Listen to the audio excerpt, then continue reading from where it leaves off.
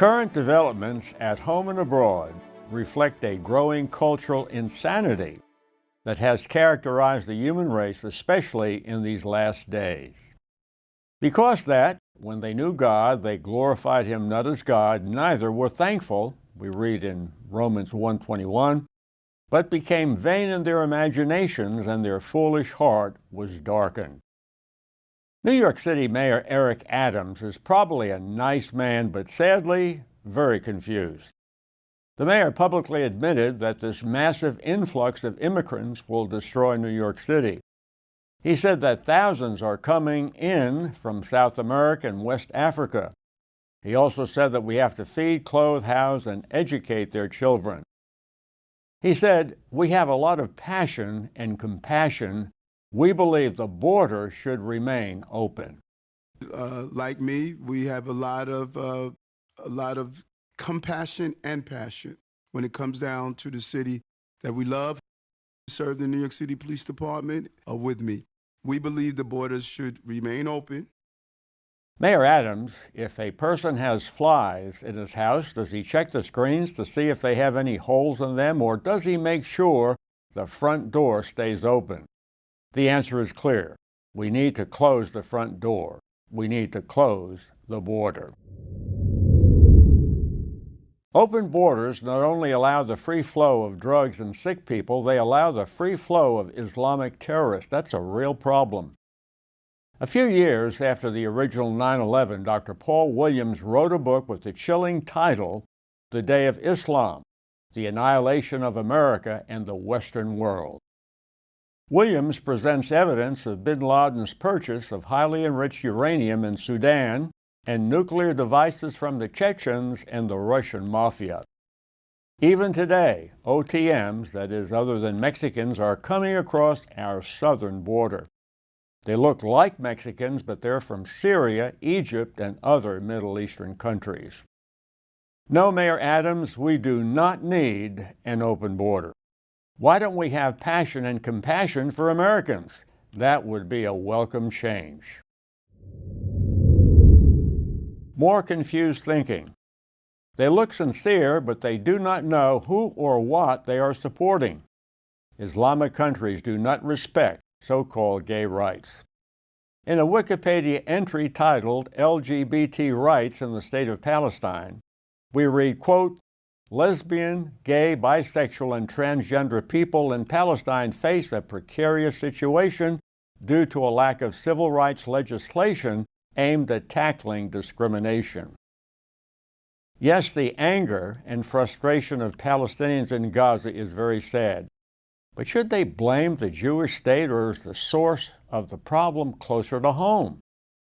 The Palestinians are training their own kids to hate and kill Jews. Kindergarten graduation is the time to celebrate murder. עכשיו להצגת סיום השנה של ילדים בעזה בחסות הג'יהאד האסלאמי. הרפרטואר מדכא למדי, הנה הדיווח של יובל קינג. ברוכים הבאים למסיבת הסיום של ילדי גן טיפוסי בעזה, שנערכה בשכונת זייתון בסוף השבוע בחסות הג'יהאד האסלאמי. המופע האומנותי המושקע, על כך אין חולק, היה בגדר חיקוי אחד לאחד של דרך הטרור הפלסטיני נגד ישראל, עד לפרטים הקטנים ביותר. اليوم نغزوهم ولا يغزوننا. اليوم يملأنا الملثم قوله. לבושים במדים של הג'יהאד האסלאמי ואוחזים ברובי צעצוע, הציגו הילדים שלב אחרי שלב פלישה לבסיס של צה"ל. תחילה מפקד החוליה יורה והורג את החייל הישראלי. לאחר מכן הוא מסמן לחבריו להצטרף, ואז פורצים כולם דרך השער. בשלב הבא נלקח חייל ישראלי אחר בשבי לכאורה, והפעולה מסתיימת בהצלחה. הילדים הציגו גם ירי מרגמות, כולל אפקטים קוליים ברקע, ולבסוף כיצד מטמינים מטען מתחת לטנק ישראלי. מלבד ההיבטים הצבאיים, מסיבת הסיום הזאת כללה אלמנטים נוספים הלקוחים כולם מתרבות הטרור של עזה. הווה אומר, ילד בתפקיד האימאם בדרשת יום השישי במסגד, ואפילו חיקוי של דובר הזרוע הצבאית של הג'יהאד האסלאמי, אבו חמזה, במסיבת עיתונאים.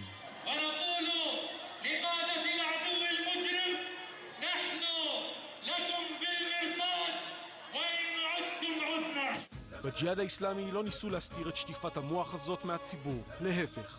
היא צולמה כולה באיכות וידאו גבוהה והופצה בין השאר ביוטיוב. בכירי הארגון, לא תאמינו, אפילו טוענים שהמטרה במופע הנוראי הזה הייתה דווקא להפיץ מסר של שלום ואהבה. لأننا شعب يحب الحياة ويحترم الإنسان ويقدر الإنسان. نحن لسنا إرهابيين كما يصور هذا العدو الصهيوني المجرم. رسالة أطفال فلسطين اليوم هي رسالة محبة لكل العالم. نعم. והגרוע מכל, זו רק דוגמה נוספת מני רבות הממחישה את ההסתה ואת החינוך לשנאת ישראל שנפוצה בעיקר בעזה ובקרב ארגוני הטרור הפלסטיניים. Palestinian mothers are so happy when their kids grow up and die as martyrs. برفع راسي وإلي الفخر والاعتزاز اللي ابني شهيد. فقلت يعني الحمد لله أولادي طلبوا الشهادة أحسن من ما يموتوا. قال لي يما أنا مش مفكر من كل هالعالم اللي أنا عايش فيه أتجوز منها، أنا بدي أتجوز من حور العين. فيعني أنا كنت أقول هنيئا له بالشهادة إذا هو مفكر بهذا الكلام. الله اختارهم بين الناس شهداء، الحمد لله، الحمد لله ربنا اختار، الحمد لله. هي وركة استشهادكم، هي حطيت تاج نجمة على الكتفين، هي امبارح بكت أحلى هدية. احتسب عند الله شهيد، وبحيي كل اللي اجوا يزفوا ابني بهذا اليوم بعرسه، وابني فدا الوطن، فدا فلسطين، فدا الدين الاسلامي. وراح ازغرط زي ما استشهد الولد راح ازغرط في قده. والله يما انه اعز يوم بمر علي هذا اليوم، لاني يعني بشعر انه ربنا رد علي شويه اني قدمت شيء بسهوله. نفسي يما اقدم المزيد صحيح فيش اقل من الاولاد، لكن من اجل الله يرخص له الغالي. هو عارفين بدي يستشهد، كلنا بيطلع وقال الله يا ما يسهل عليك، عارفين بدي يستشهد والحمد لله طلب الشهاده ونال. رسالة لكل ام تفدي منها لفلسطين. والله احنا بنستقبل يعني كل اي شهيد بنستقبله كانه عريس عندنا يعني.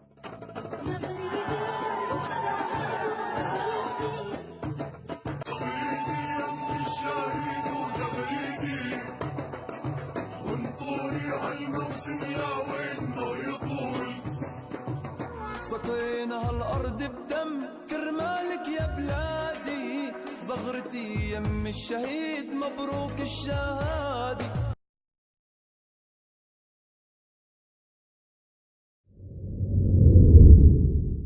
On Saturday, October the 7th, Hamas murderers attacked Israel's Supernova music festival held in the desert near Kibbutz Re'im. The attack has been reported as, quote, the worst civilian massacre in Israeli history. The death count from the Supernova Sukkot gathering currently sits at 260. The attack began with rocket fire. Some survivors initially thought it was the music. The Supernova Festival takes place in the open desert. Those under attack had nowhere to hide. A few days after the massacre, a coalition of 34 Harvard students' organizations signed a letter saying that they, quote, hold the Israeli regime entirely responsible for all unfolding violence. The apartheid regime is the only one to blame, close quotes. Well, what's the lesson for all? When a once great school founded on Christian principles casts those principles away, it loses all credibility.